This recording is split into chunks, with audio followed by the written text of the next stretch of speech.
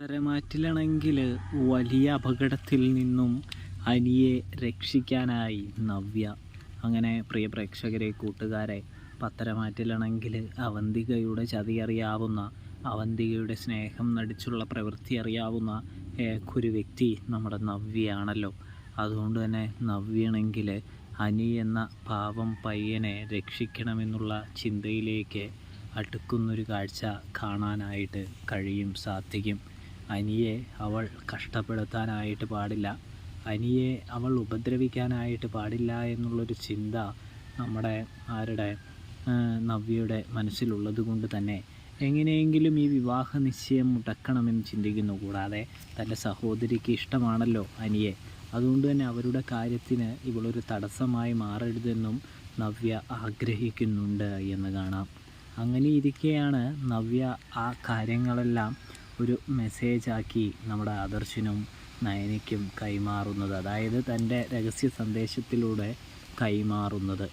അനിയും അവന്തികയും തമ്മിലുള്ള വിവാഹ നിശ്ചയമോ വിവാഹമോ ഒന്നും നടക്കാൻ പാടില്ല, അവൾ കൂടെ നിന്ന് കഴുത്തറക്കുന്ന ജാതിയാണ് എന്നൊക്കെ പറഞ്ഞാണ് നവ്യ മെസ്സേജ് അയക്കുന്നത് എന്ന് കാണാനായിട്ട് സാധിക്കും. ഇതേ സമയമാണെങ്കിൽ നമ്മുടെ ആദർശ മെസ്സേജ് കാണുമ്പോൾ തന്നെ ഒന്ന് സംശയിക്കുന്നുണ്ട് എന്ന് കാണാം.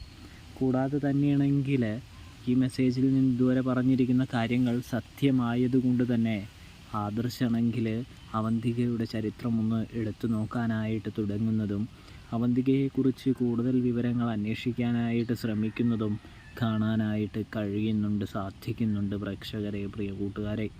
ഇതേ സമയമാണെങ്കിൽ നമ്മുടെ അവന്തികയുടെ ബാക്ക്ഗ്രൗണ്ട് ഹിസ്റ്ററി കണ്ട ആദർശ് ഞെട്ടുകയാണ്. ചതിയും വഞ്ചനയും പ്രണയവും ഒക്കെ നിറഞ്ഞ ഒരു ജീവിതകാലമായിരുന്നു അവന്തികയുടേത് എന്ന് തിരിച്ചറിയുമ്പോൾ വളരെയധികം ഞെട്ടുന്നുണ്ട് നമ്മുടെ ആദർശ്.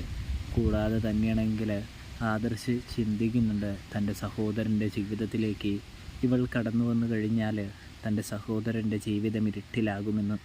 അതുകൊണ്ട് തന്നെ അവനെ രക്ഷിക്കാനായിട്ട് ഈ വിവാഹ നിശ്ചയം മുത്തശ്ശൻ്റെ അനുവാദത്തോടു കൂടി തന്നെ നിർത്തുക അല്ലാതെ വേറെ വഴിയില്ല എന്ന് ചിന്തിക്കുന്ന ആദർശാണെങ്കിൽ അത് മുത്തശ്ശനോട് സംസാരിക്കാനായിട്ട് ഒരുങ്ങുകയാണ് പ്രേക്ഷകരെ, പ്രിയ കൂട്ടുകാരെ.